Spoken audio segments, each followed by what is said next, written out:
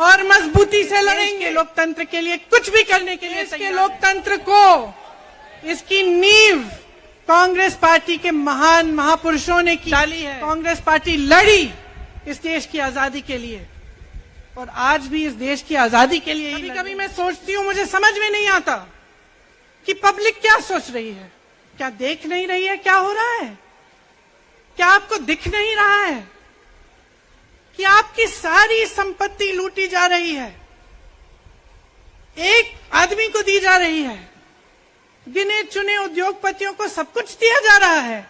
किसकी संपत्ति है? ये राहुल गांधी की संपत्ति है,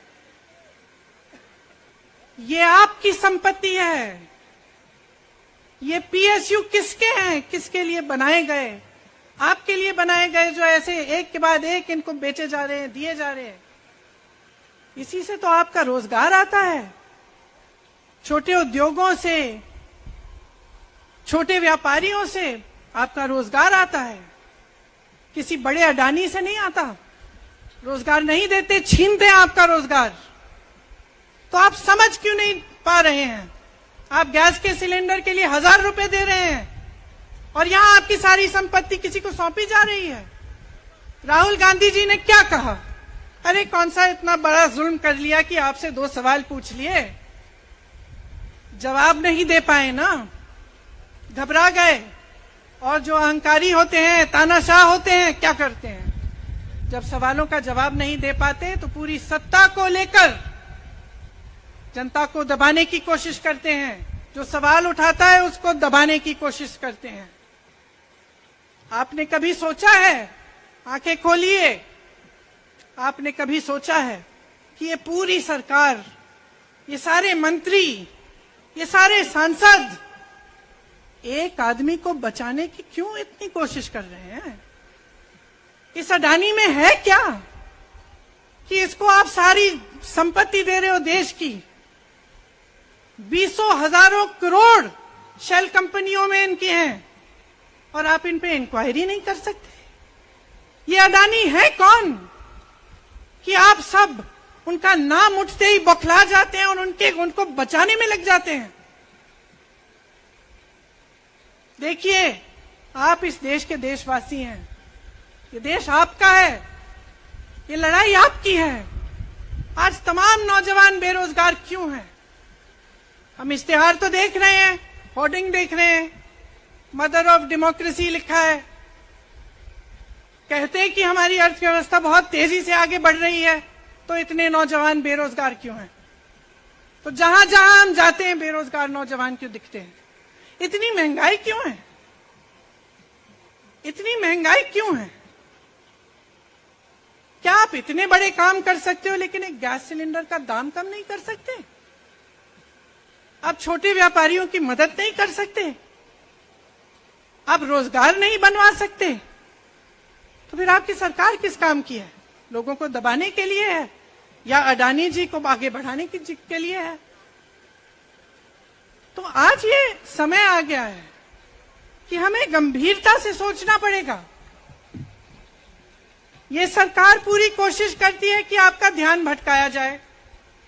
अब आप सोचिए, कन्याकुमारी से कश्मीर तक एक आदमी चला, उसके साथ लाखों लोग चले। क्या पैगाम लेके चला? किस लिए चला? उसके दिल में क्या भावना थी कि लाखों लोग देश भर से उससे जुड़ के चले? समता, एकता की भावना थी।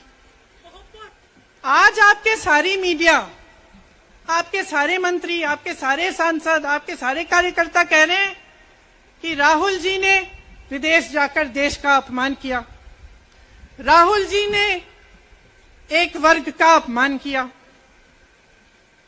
क्या एक आदमी जो कन्याकुमारी से लेकर 5000 किलोमीटर कश्मीर तक चल के ये रोज रोज कहता है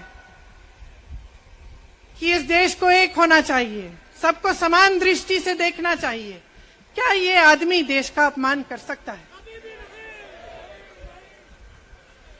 क्या ये आदमी एक वर्ग का अपमान कर सकता है?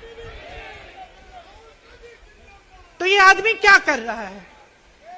ये आपकी आवाज उठा रहा है। ये क्या कह रहा है? कह रहा है कि गरीबों को अपना हक दो, नौजवानों को अपना हक दो, महिलाओं को अपना हक दो,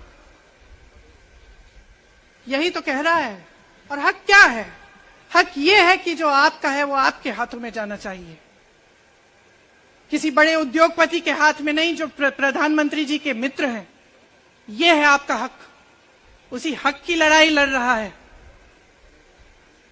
तो आप समझिए, ये एक इंसान की बात नहीं है, ये एक राहुल गांधी की बात नहीं है, ये पूरे देश की बात है।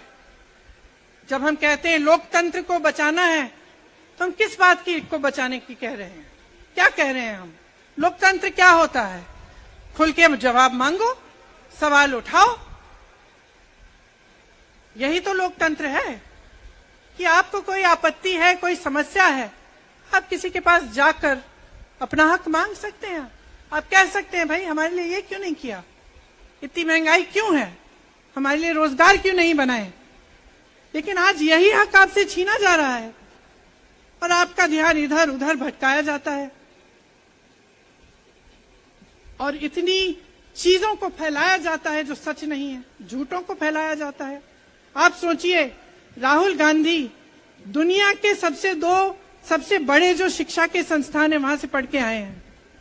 हार्वर्ड और कैम्ब्रिज की उनकी डिग्री है। कैम्ब्रिज से उन्होंने इकोनॉमिक्स में मास्टर्स डिग्री, एमफिल डिग्री उनको मिली। आप उसको पप्पू बनाते हैं। पूरे देश भर में आपकी सहायता के साथ मेरे मीडिया के दोस्तों, डिग्री आपने देखी नहीं, सच्चाई आपने देखा नहीं, उनको पप्पू बना दिया। फिर पता चला कि ये पप्पू तो यात्रा में निकल आया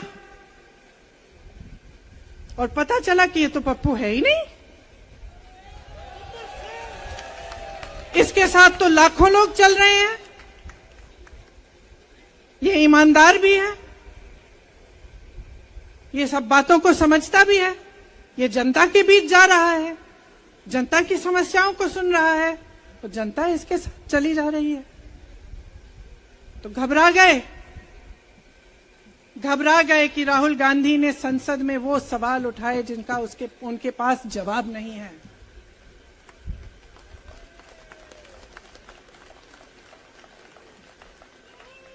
क्या किया सुन लीजिए। एक तरफ से हंसी भी आती है कि एक आदमी को रोकने के लिए इतना सारा करना पड़ा।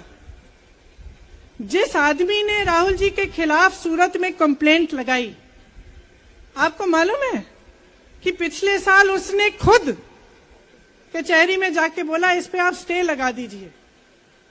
1 साल के लिए अपने ही केस पे स्टे लगवाया। फिर वापस कब गए केस खुलवाने के लिए?